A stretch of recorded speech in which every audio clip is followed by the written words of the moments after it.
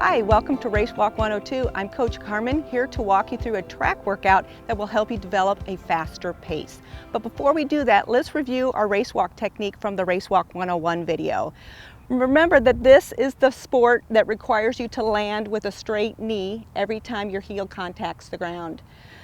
But there are other things that are important too. We need to stand tall, eyes up, shoulders relaxed, arms swing through with a bent elbow, through at the waistband. You want to drive back hard, relax forward, back hard, relax forward. Never spend energy pushing up in front of you. And you want your hips to be tilted under the best you can so that foot will land underneath your hip. And then don't forget to roll all the way off your toe on every stride. So if you're ready to go, we'll get started with our warm-up. Speed sessions are a little bit different than a steady walk that you might do from your house or at the park. I'm at a track today, so if you have access to a track, you can come do it this way. Otherwise, you can improvise. So we're going to spend probably 30 minutes warming up, which is a little bit different than you would do if you were just setting out for a walk. And the reason we spend so much time warming up is because we want our body to be ready to go really fast without injuring ourselves. So we're going to do 4 different things, and the first part is that we're going to walk for about 15 minutes progressively faster. If you're on a track, you can get on the outside lanes and walk about 3 laps, and when you do it, think about just good form. And when you get done with that, we're going to go do the next phase, which is some dynamic drills. You've warmed up for 15 minutes to get blood flow in these muscles. Now we're going to work on lengthening those muscles. So that's why it's really important that you're warmed up before you do these. We're going to do 8 of them. And you want to find yourself a wall or a fence or maybe a hurdle so that you can hold on to it. The first one is leg swings. So the idea of these is to start out pretty easy. Just push the knee or thigh and reach up. But each time you do one, you want to try and extend a little bit farther and a little bit farther and a little bit farther. We're doing 10 and then turn, switch, do the other side. Again, you want to push, reach. Sometimes I've seen people just do this, just swinging this way too. Either way is fine. The idea is you're lengthening all those muscles on one side. These are leg swings. Next is side swings. We're going to actually face the fence, slight bend in the knee, and you're going to swing through. And each time you want to go a little bit higher and a little bit higher.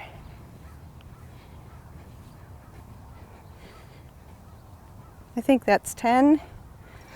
And then always do the other side, nice and easy at first. Make sure everything's loose. And then when you get to 7 or 8, you can go a little bit higher. And I think that's 10. Next is hurdle. We're going to stand back a little bit, kick back behind you. You're going to bring your knee and your foot around in a flat on the same plane. So you see how my knee and my foot are at the same level, but we want to be a little smoother about it. So up, over, just like you were a hurdler.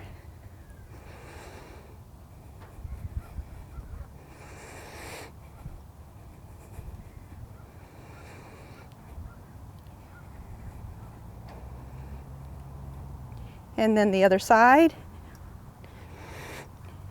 nice and smooth.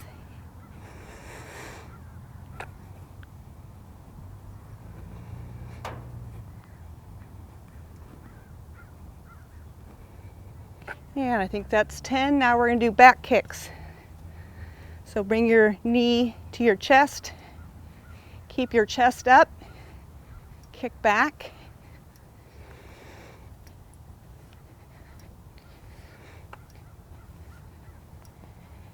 And other side.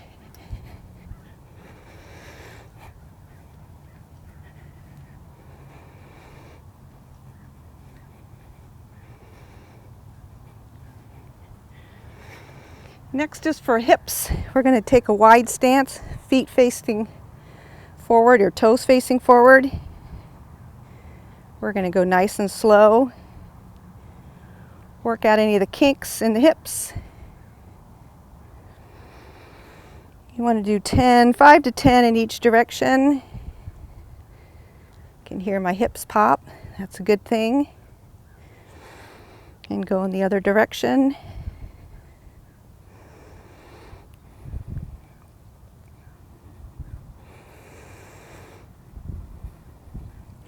The next one's called rock and roll. And on this one, your inside leg is going to be on the side of the fence. Your front leg is on the inside of the fence. Your rear foot is behind you. And you're going to put your hand on your tush. You're going to bend forward and just push. So bend at the hip. Obviously, this is not how you would race walk, but this kind of helps warm up that hip flexor because we drive our knees straight ahead, not up. So this is a great drill.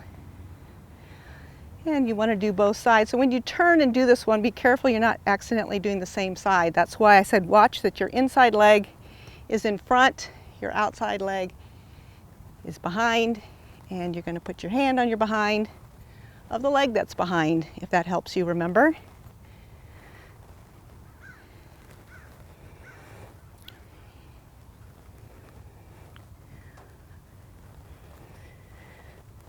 Okay, so these are kind of working the hamstrings a little bit, calves, maybe giving you a good stretch.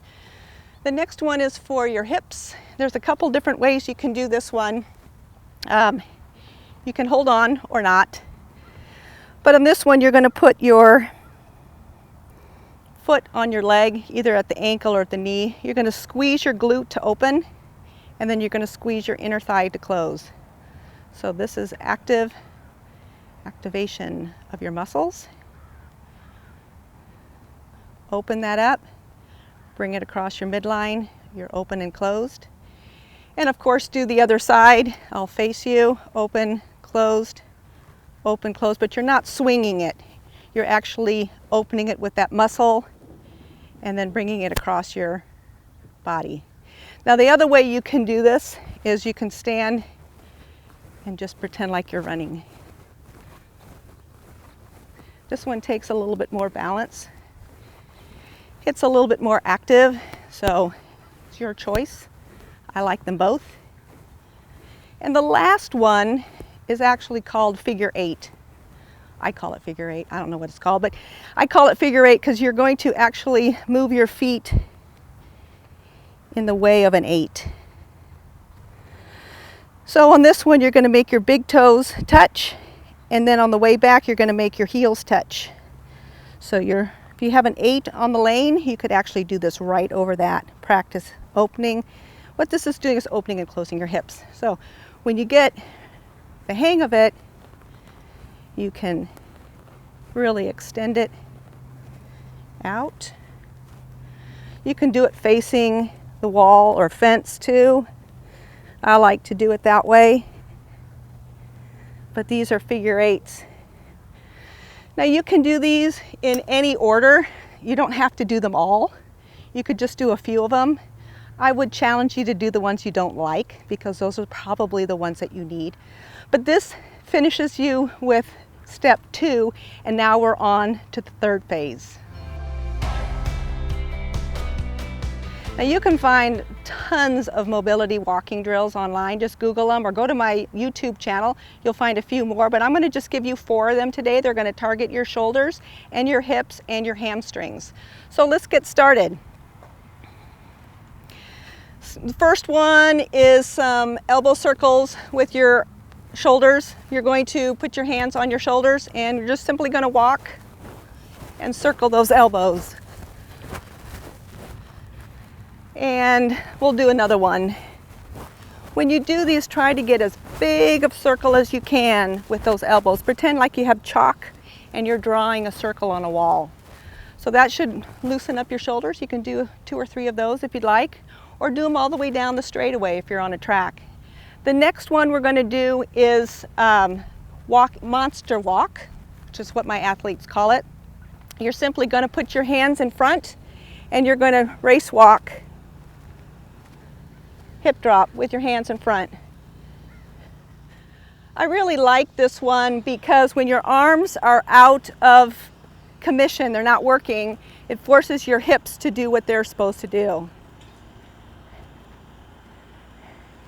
So the next one's for hamstrings. You're going to reach down, grab the opposite toe, take 3 steps, and then reach the other one, 3 steps. Opposite hand, opposite foot, 3 steps. See how my back hand is going up high? May as well work on some shoulder flexibility. So we'll come on back.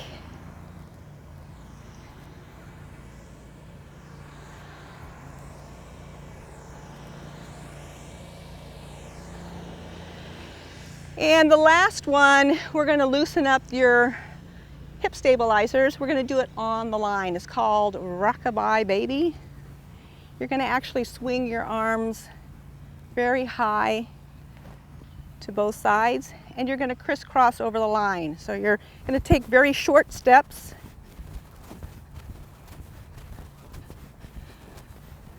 Just like that. Make sure your feet cross over the line. The higher you swing your elbows, the easier it will be. Okay, we're almost done warming up. This is step 4 where we're going to do some strides, and then we're going to start the workout. So what are strides? Sometimes people call them accelerations, but all they are is fast walking from one point to one point. If you're on a track, you can do it down the straightaway, which is maybe 50 to 100 meters depending on the size of your track. Or if you're on the road, you can just pick a point to sprint to. So you're going to find your point and start race walking. And about halfway down, you want to really pick it up. Again, the goal is to get your heart rate up. And when you get to your destination, stop, and you're going to catch your breath. There's no time that you're trying to hit on these, and there's no distance that you have to go. And you don't have to start up with your buddies. If you're doing them with somebody else, you wait till your heart rate kind of come down a little bit, and then let's do it again. So you're going to start out at a good pace, and about halfway down, you're going to really pick it up, get going.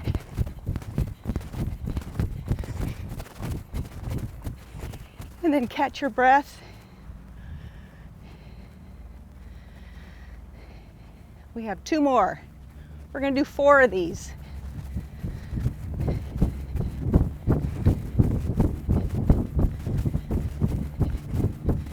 And remember, keep your good form. Sometimes you see people lifting, coming up off the ground on these, and that's okay because we are still doing a drill, but try not to walk with a bent knee. And I'm going to go as fast as I can, all the way down. And that's good. Okay, so you've done your 4 strides, accelerations, gotten your heart rate up. That's really good. We're almost ready to start our workout, but we have one other thing you want to do before we get going, and that is any wardrobe changes that you need to do before the workout. Maybe take a hat on or off, jacket off, sunglasses on. You might want to grab a sip of water. And what about those shins? Were the shins tight when you were doing the strides? Now's your chance to pick your favorite stretch and get those shins loosened up. So go ahead and do that, and we'll get started with the workout. Okay, designing a training plan for someone who wants to incorporate speed training is kind of like baking a cake. You have different ingredients, and you have to stay with those base ingredients and amounts, otherwise you don't end up with a cake. So in comparison to setting up a training plan for a walker, just like a cake has a lot of flour and a little bit of salt, you don't want to overdo it in your speed training and then go short on your distance. You want to have a lot of distance training and a very small amount in relation for your speed training, and then the intervals would be in between. So we are going to talk about the 3 different types of workouts that you might do in a training plan that incorporates speed. We have a long walk, we have interval workouts, and we have speed training. And all three of those have different paces. And so we're going to practice those paces by step counting. And it's really easy to do. You simply count your right elbow. Every time you take a step, that right elbow is going to move. So you count 1, 2, 3, 4 as you're walking. It might take a couple of times to get the hang of it, but it's really simple. So I use a countdown timer, and I have it set to 30 seconds.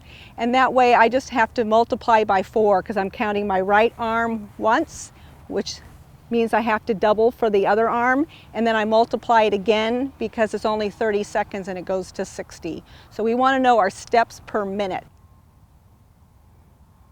Now for this video, I've moved it down to 10 seconds just so that I can show you what each of those look like. So for this first one, the long distance, we're gonna do a slower pace, and I wanna hit 10 steps in 10 seconds. So let's see if I can do that.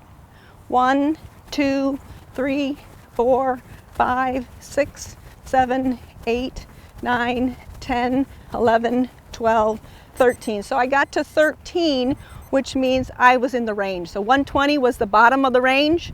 I was a little bit higher, so I'm good. Next, we're gonna do the middle range, which is for tempo workouts, interval workouts. It's for distances you do where you're holding a higher pace for a longer period of time. And so for this, in order for me to hit in the range, I'm going to need to make about 14 steps per second. So I'm going to need to go a little quicker. So I got my timer set. And for you, if you're going to do for a minute, you want to be in the range of about 160 to 180. So here we go. 1, 2, 3, 4, 5, 6, 7, 8, 9, 10, 11, 12, 13, 14, 15. So I got to 15, which means I made the bottom of the range, so I'm in it. And the next one we're going to do is speed workout, and that's the highest one, the fastest. Walkers can go up to 240 or more steps per minute. Really puts you in that anaerobic phase, so it's not something you want to do every day, but we want to get a minimum of 180. So for me, in my 10 seconds, I'm going to try and hit 15 or more steps in 10 seconds. For you, again, you can count for 30 seconds, 60 seconds, whatever works. It all comes out the same. So here we go. 10 seconds, go. 1, 2, 3, 4, 5, 6, 7, 8, 9, 10, 11, 12, 13, 14, 15, 16, 17, 18, 18 steps in 10 seconds, which puts me over 180. Also put me a lot farther down the track too. So those are the three paces that you're going to practice. Your first track practice is going to do 6 of these of the varying speeds. You want to do 3 of the slow, 2 or 3 of the slow, 2 or 3 of the medium, and then at least 2 of the fast. So those are the 3 paces. When you practice these, you're going to do 6 of them, like I said. Take a half or quarter or 3/4 lap recovery in between. So don't just do them one after the other, but take some time for your heart rate to come back down before you practice the next.